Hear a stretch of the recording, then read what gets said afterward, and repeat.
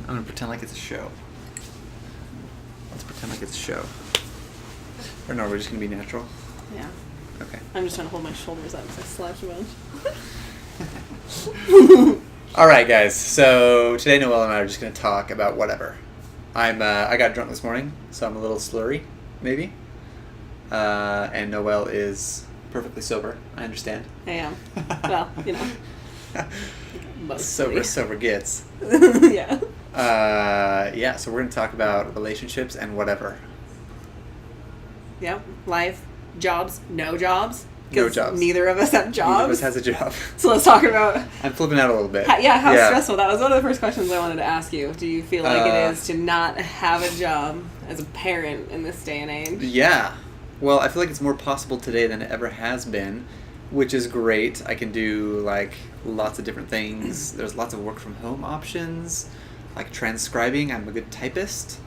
Not quite a stenographer, but there's lots of different options. And even if I just want to take the summer off, and I know a lot of people can't do that, but a lot of people can.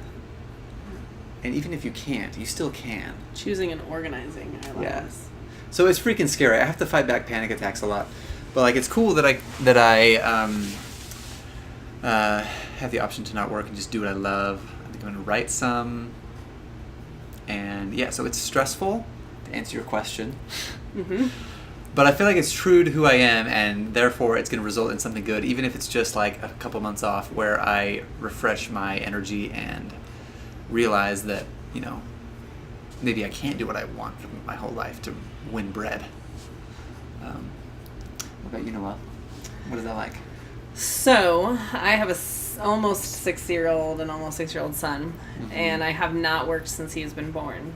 And for the first little part, as I was married and things seemed like they were flowing, bills were getting paid, it was great, and I felt like a lot of peace and satisfaction in what I was going through. And then finances changed. Some bills got more expensive, namely insurance and rent at the same time. Mm-hmm. We couldn't recover from that, and since then, it got really stressful. Then, about 1.5 years ago, I it's always left about my husband.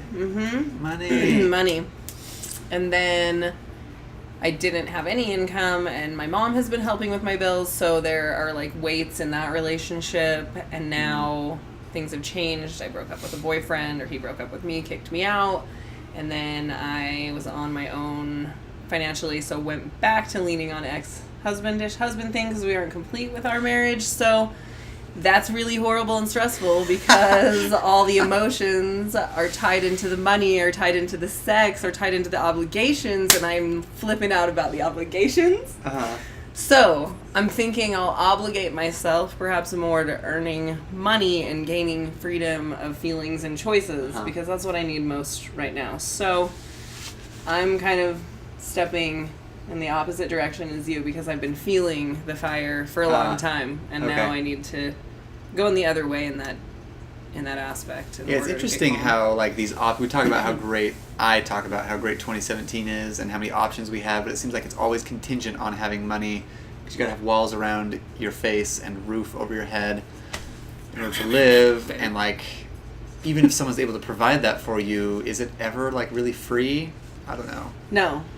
Can I answer that? Go. No, it's not. Nothing is for free. It's never really free. I mean, I think that we should be giving our whatever we're giving for free, but there's this obligatory nature, at least in what I'm experiencing right now, that makes the person that I'm connected with in relationship to money and to the place we live and to having a child together, that I'm required to have a physical, sexual, and emotional interplay relationship. And while I agree that that's all healthy, there's a lot that needs to be worked through, and so I'm struggling to just let that be a thing, and I'm catching a lot of resistance from myself telling me that this is not a place for me to be. And so although I need the financial help so much, I don't believe I should go against my integrity and continue to set myself aside, my emotions, my desires, to serve this child, and then therefore have to meet the demands of his father. I can't see myself feeling good about myself if I continue doing that. And that's where I make the draw and the break. Gotcha. So it's finding a balance between subsisting and being honest. Mm-hmm. Or like true to yourself long term.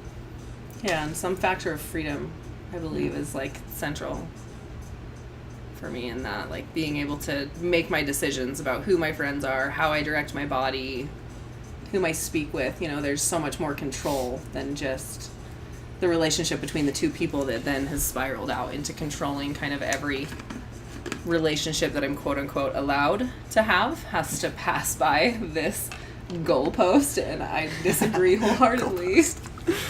So the freedom at hand for me, the making my own decisions and emotionally having a flow that I decide how it goes in the day instead of it happening upon me because some other emotional being is crashing into my space with their needs, desires, thoughts, and it's just too much. Ooh.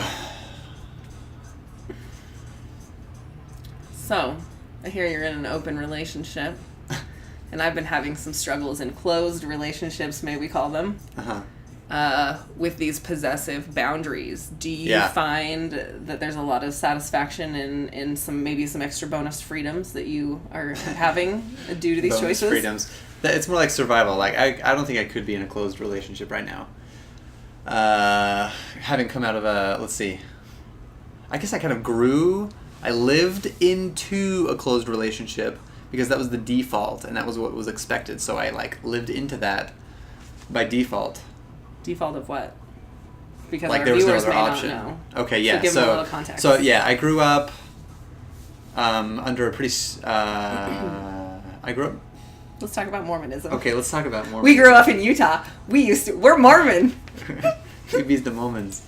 I grew up Mormon, and so I went on a Mormon mission, 2 years in Guatemala, preaching the gospel. It was amazing. It was awesome. Learned a ton of stuff.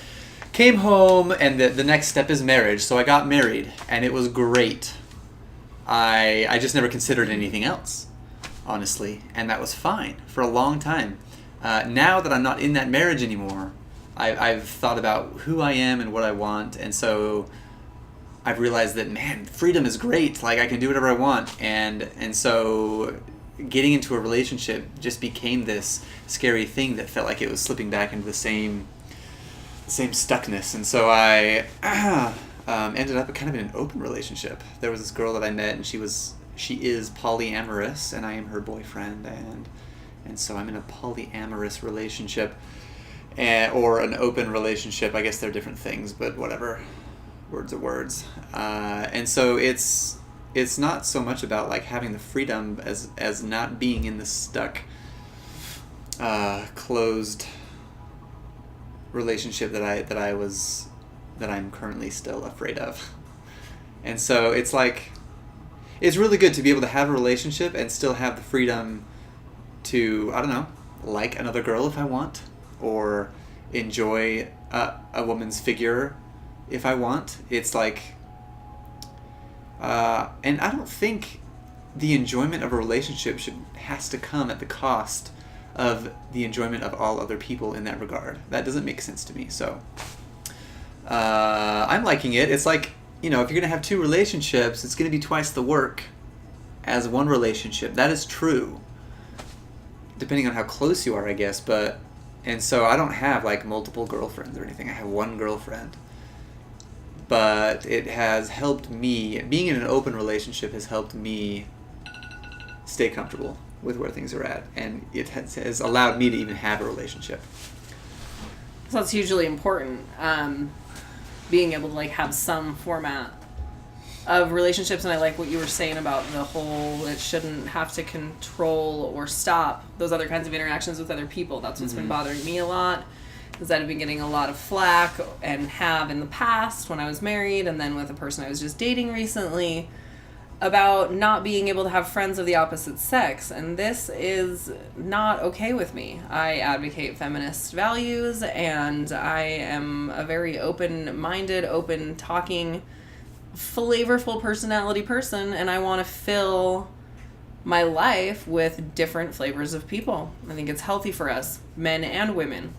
And I catch a lot of resistance about this and being untrustworthy, or that I may have some sort of, or that usually it's blaming the guy, that they can't be my friend without for sure wanting to have sex with me, making those Mm. advances, things of that nature. And I disagree. I believe that men have a lot more to offer than just sex. Not that sex isn't a good relationship, but I'm not going to have that kind of relationship with most of the people I interact with. I will probably single one person out, or perhaps I'll think about singling, you know, a male and a female, or who knows what I would end up wanting to do. But those choices, I believe, should be for me to make and not for someone else to tell me where I get to direct my energy and how and for how long and how intensely.